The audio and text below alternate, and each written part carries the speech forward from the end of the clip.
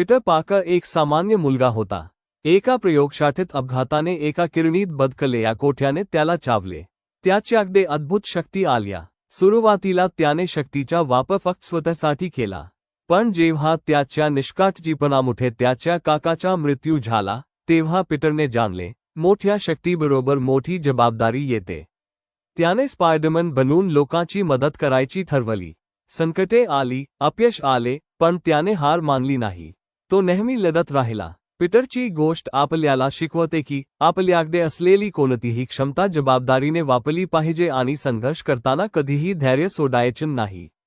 Peter पार्करला एक दिवस समजते की त्याच्या शक्ती एका मर्यादित काठासाठीच आहेत. आता त्याच्याकडे फक्त 24 तास उरलेत लोकांसाठी स्पायडरमॅन म्हणून काहीतरी बदल घडवण्याचे.